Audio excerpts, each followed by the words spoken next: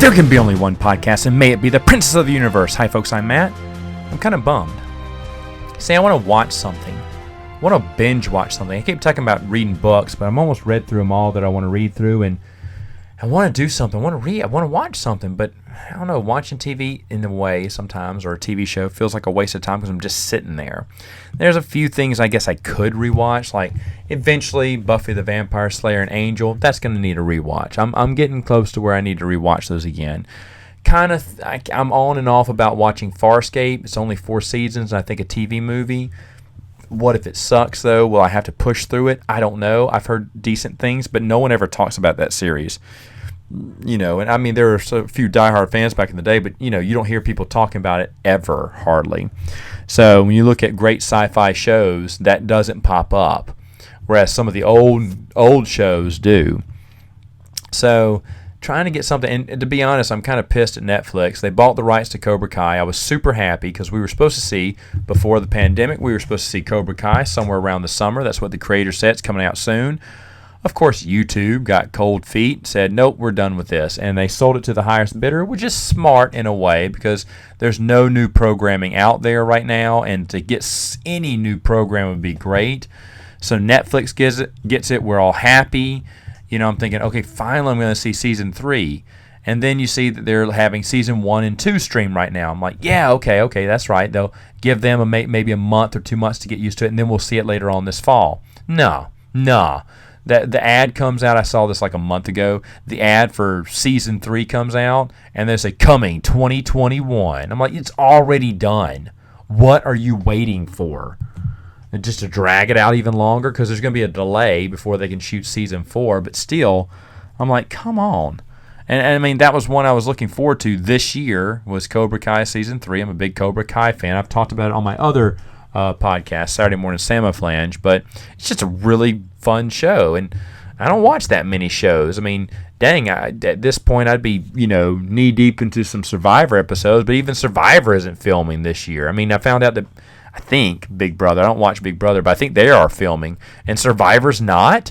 So it's going to be a season where I don't really watch anything, because I don't think any of my other shows have been filmed. The other TV shows I love watching got to film this year, so they're all getting a late start. So it'll be late 2021 before I watch a new season of any of that. So I'm kind of even some online shows I love watching had stopped filming, or at least the newest season's not going to come out anytime soon. So at this point where I'd be watching a few new things, there's nothing new, for me at least, to watch, and that kind of bums me out, because I was hoping for a few extra things to watch. So, you know, it's like you want to watch something, but there's nothing, and then plus there's been no movies come out, so there's nothing new at Redbox. You know, there's nothing new at the. Can you imagine the video rental stores? We only have one here in town. Yes, we still have a video rental store in town. We only have one, but the thing is, can you imagine that if nothing new comes out all year long? Can you really make it a business?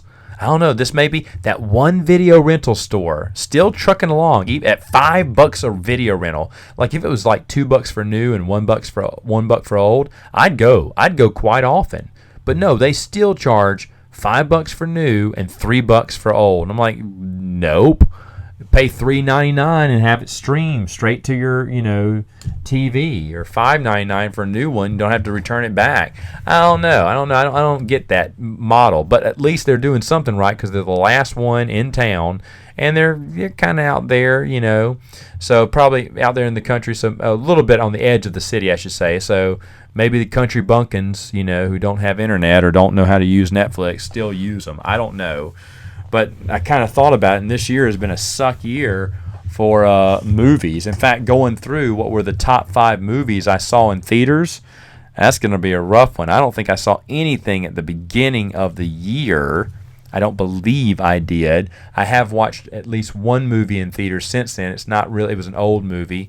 I should have been watching more old movies. Man, when our theater first opened up, it was playing nothing but old classics, and I do regret not seeing the entire, even though I was too busy, the whole entire Rocky series, or at least Rocky 1 through, I think, 5 they played, which was really awesome. I would have gone to see each one of those if I could have. And Raiders of the Lost Ark, which I heavily regret. And then a long time ago, they had a Back to the Future 1, 2, and 3 back-to-back feature. I think it was last year or 2 years ago, and I tried to get some friends to go, but I couldn't get anyone to go with me. And man, I really wanted, I really wanted to see that one. I didn't want to go by myself. Was the thing. So I mean, now they're still playing some. I guess you could say new stuff, but a lot of stuff I don't know. But I don't know. To be honest, I need to check and see if they're still doing that, because it'd kind of be fun to see another old classic in the theaters. In fact, it's kind of wild. Those old classics, I'm more excited about those than I am anything else, anything new coming out. Like, I'll see those different. I used to check it all the time to see what new was coming out, and they had few things here and there. Most things I wasn't that interested in. Like, to be honest, Goonies was coming back. I know they brought The Dark Knight back, and it's like, yeah, I saw that in theaters, The Dark Knight. I didn't see Goonies in theaters, but I didn't see Goonies back in the 80s, so I'm not the biggest. I can appreciate the Goonies fandom, but I saw it too late, so it's more of a stupid movie than an awesome 80s movie for me. If I'd seen it as a kid, I'd have thought it was an 80s movie. I think they played like Harry Potter. I remember Jurassic Park. I guess would have been nice. Maybe I think they may be coming back soon. Maybe I'd see that one again. But I remember seeing that for the first time in theaters and being in awe. But other things like Harry Potter, not really interested in. Despicable Me, which I loved, but not really interested in. When Chad Boswick died, Black Panther, they brought that back, but I hated that the first time, so why would I torture myself for watching it again? Then I heard they were bringing Jumanji back. I was like, all right, with Robin Williams. No, Jumanji, just the I think it's the sequel, the new one that came out, and I was like, that's not really that old. So, but every once in a while, if they brought back a big one, I'd come back. And they used to, AMC Movie Classics, used to bring one back all the time, every month. And sometimes it'd be good, sometimes it'd be bleh. But I'd get more excited about those than I would some of the newer movies out there. Heck, if I do a top 5 movies of 2020, it may be classics. Because remember, the rule is, and I do this on Saturday Morning Soundflash at the end of the year, but the rule is I have to have seen the movie in the theater. That'd be great if some of these old movies, I took my wife for our anniversary to see Dirty Dancing. It's a fun movie. It's not one of my favorites. My wife absolutely loves it. But I was like, it's okay. It's okay.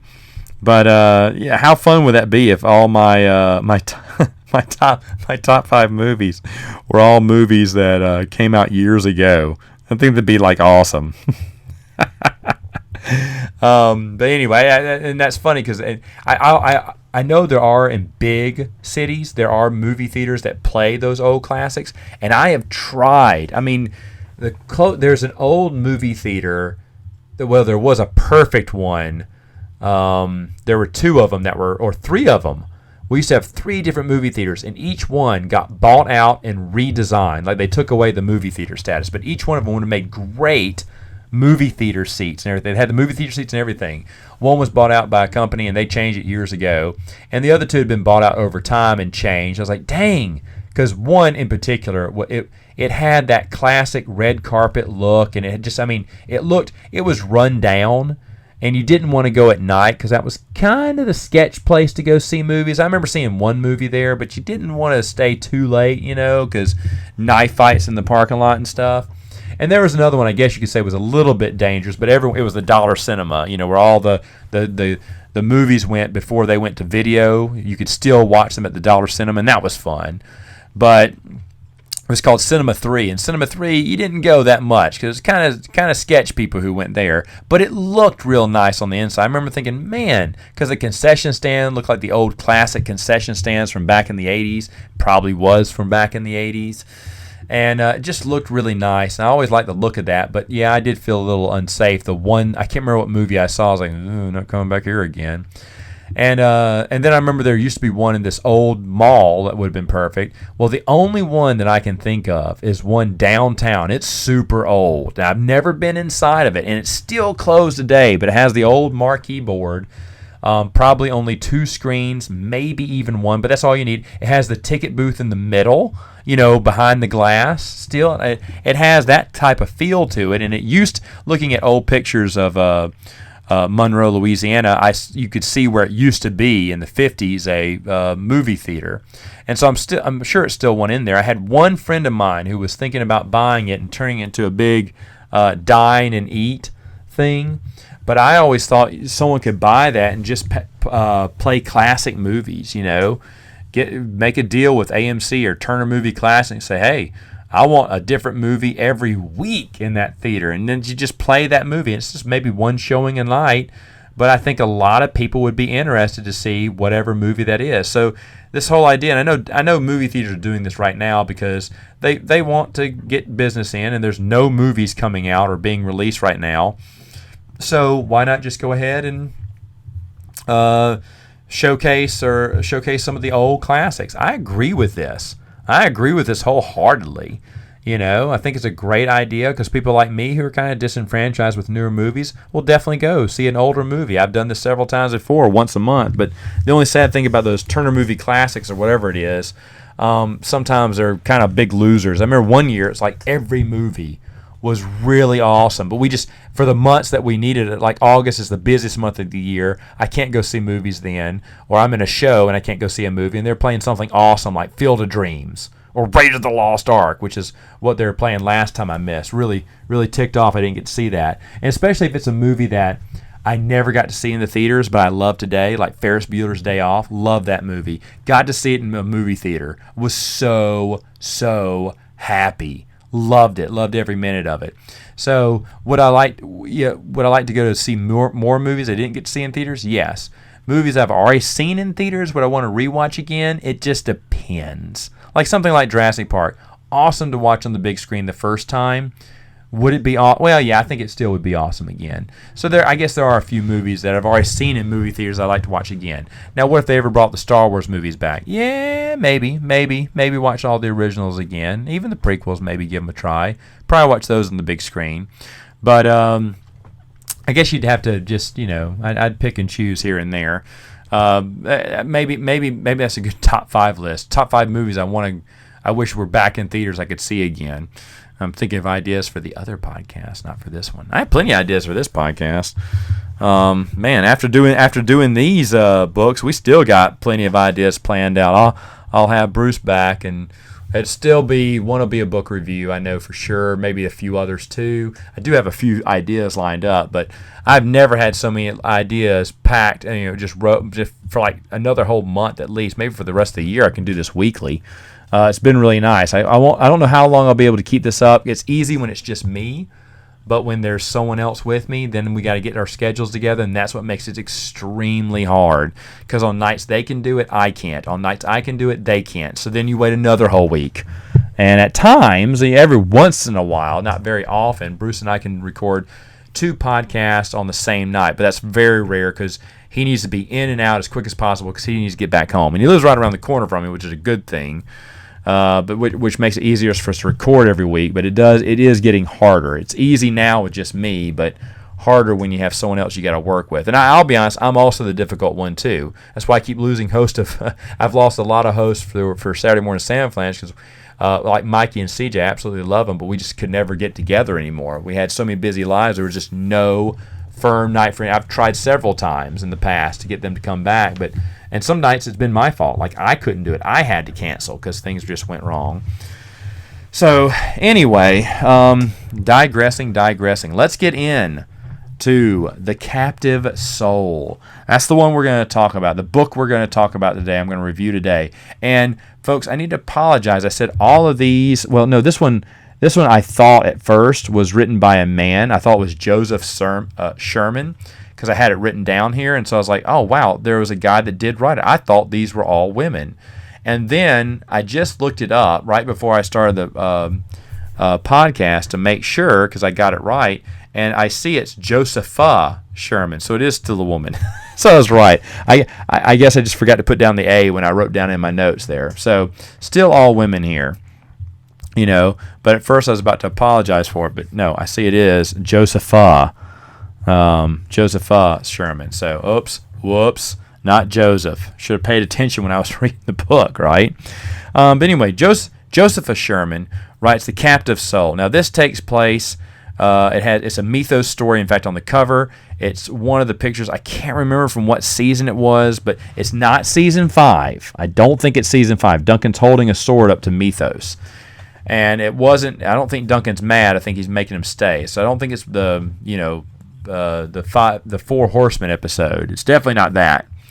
But it's a nice cover, and when I saw Mythos on it, I got excited. Folks, you don't know, I think Mythos is one of the best characters from the Highlander TV series. Joe is a good second place, but Mythos just takes the cake for me. Amanda is one of the weakest. Amanda's good here and there, but she's still my least favorite recurring character on the show. I love Fitz. Ooh, I think I like Fitz more than Joe, now that I think about it. But Mythos is hands down my favorite overall. So now that I hear it's a Mythos story, heck yeah, I'm involved with this. So they're visiting a museum in New York, and Mythos is talking to him about, Mythos goes to it like we go to flea markets and we see stuff from our childhood. Mythos goes and he's talking about how things are miscategorized and how that is not that is this. He's trying to talk to the curator there and trying to convince them they got the wrong item. That is not a, 19th century Ming Dynasty vase. That is an actual 1500, or that one's a fake. They have, because he has the real one at his house. It's kind of funny, stuff that I like when you hear banter from immortals on stuff like that. And going to a museum would be like, oh yeah, hey, there's my helmet. I used to wear that. Yeah, look, those are my initials I carved into the inside of it. That'd be funny. I mean, that wasn't in there, but it'd have been funny if they had had something like that. So now we do a flashback, and we go way back because we're talking Mythos here. And this is 1573 BC. I think this is the farthest flashback we have ever had. And definitely in the books. I can't remember in the series, but definitely in the books we've had this. Well, no, not in the series. We've had one even longer.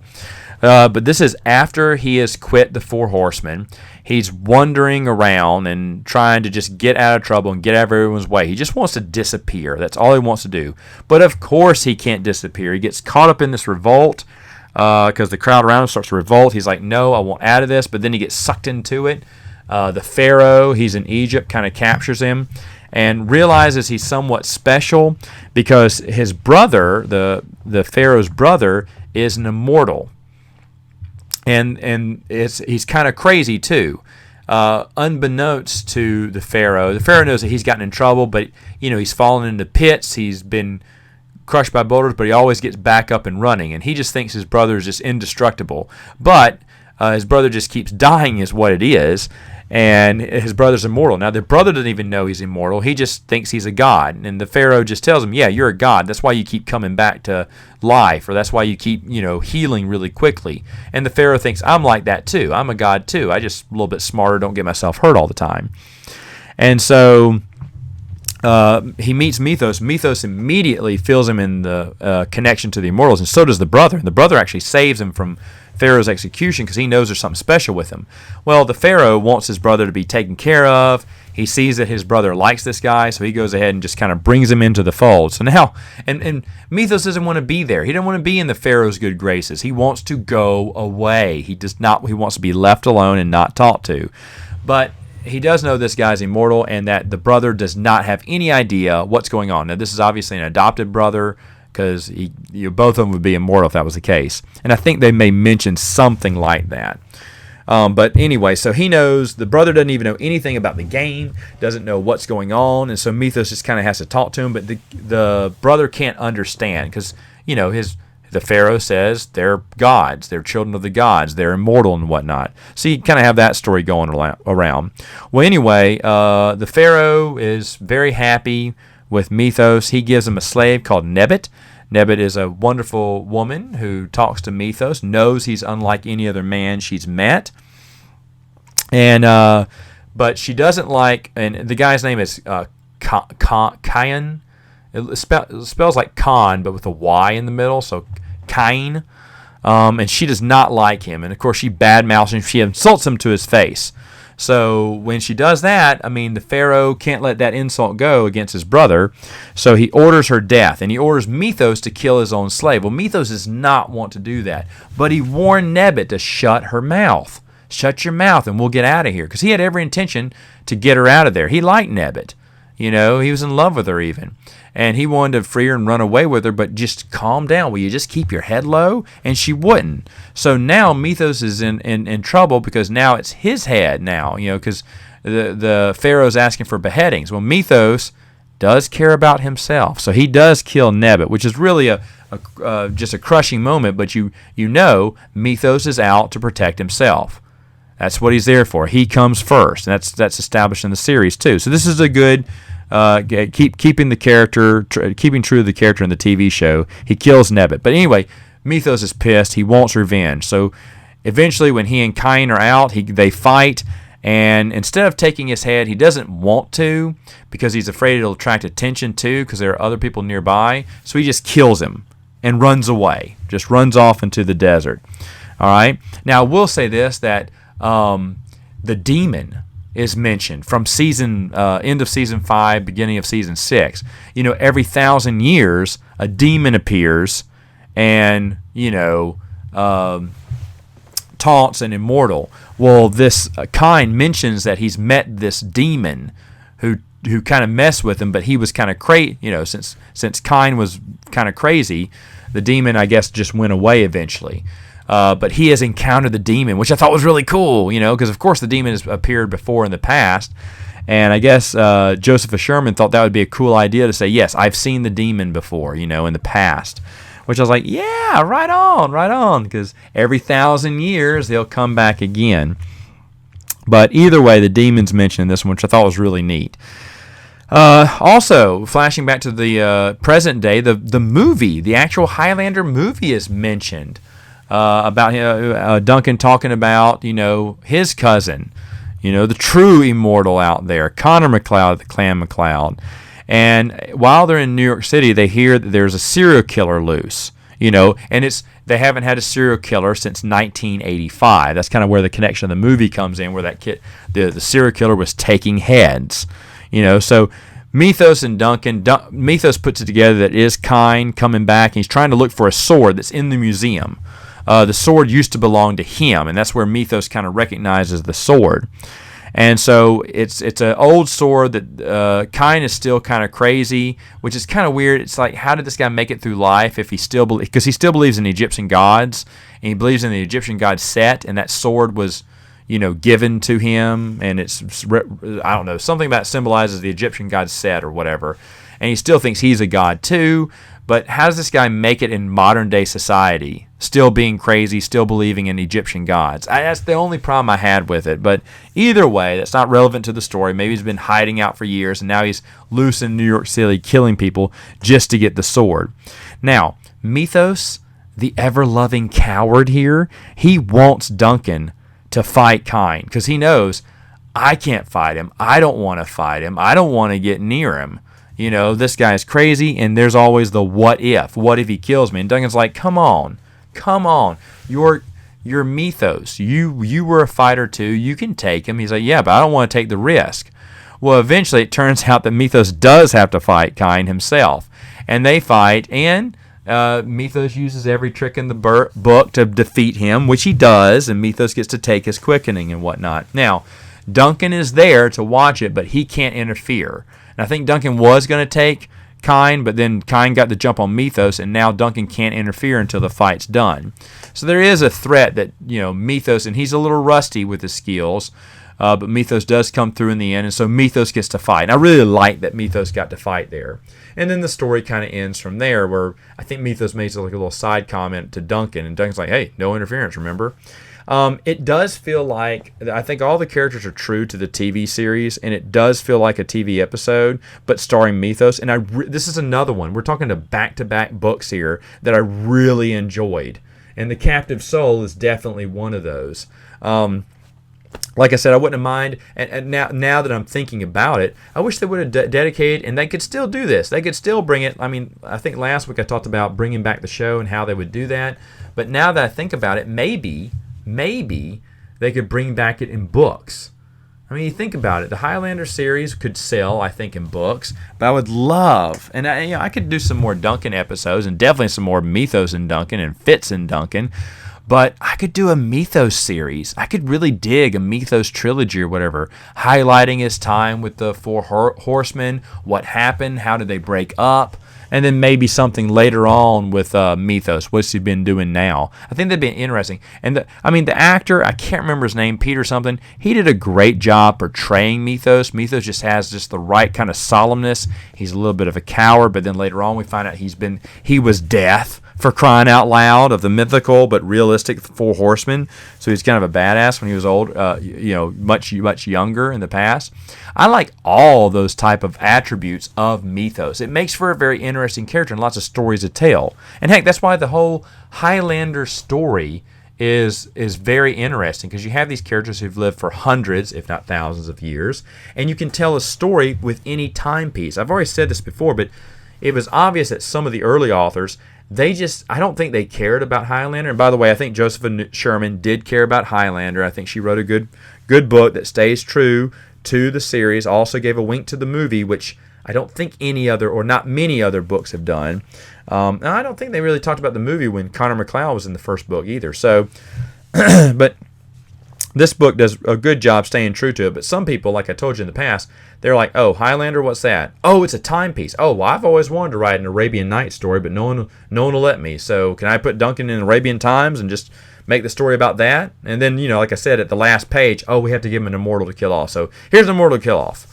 And that's so many other authors did that. It's like, you didn't want to write Highlander. You just wanted to write a timepiece of schlock, and you just change your main character's name to Duncan, and it doesn't even feel that way. It's just so drab and boring.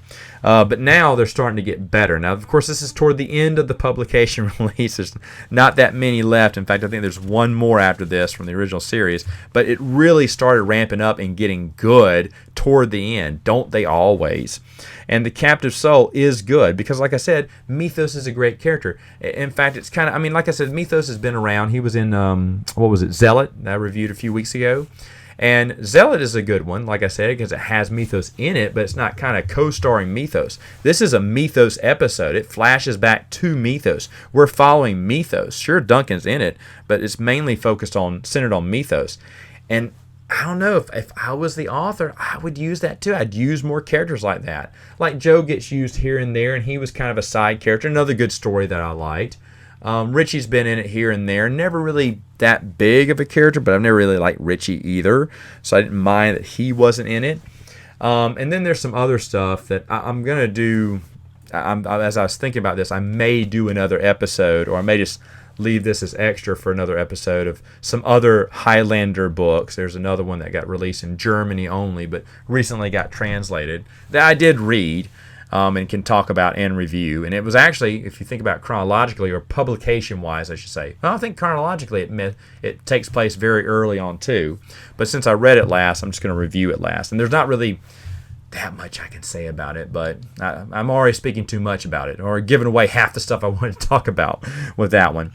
But for The Captive Soul, great book, well worth your time, especially like Mythos. If you're henpecking at these series, like you're going to skip the ones I said were bad, think about the ones I said were okay, and only get the good ones, this is one that I would consider at the top of the list here. Probably not as good as the Darius one. Darius one was really good, but Captive Soul is really good because I love Mythos, and if you love Mythos too, then I think you'll love this book. I think it's really good. And again, all of these are easy reads, right? We're talking a couple of hundred pages. Anyone. It almost reads like a little novella. I think a novella is anything between 80 and 120 pages, I think. I don't know. Don't quote me on that. But, it's almost like that because they're barely over 200 pages each. And I think the biggest one made it to 242 or something like that. It wasn't that much, but I was thinking, oh man, what a book, what a read. Oh, this is a deep book here. No, they're all really short to read, and they're all easy, and they're cheap too. I keep saying that on purpose because I do love these books. They're really nice. All right, folks. Well, that is it for now. Thanks for joining me. If you're listening to these and you've been listening from the very beginning, you really enjoy these Highlander reviews. I'm happy. I never really check the numbers on the podcast on YouTube to see how they're doing because I just do these. I did this for fun, put these up here, but it's always fun to know that someone appreciates it. And if you appreciate the reviews of the Highlander novels, let me know. All right, folks, I will see you next time on more Princes of the Universe.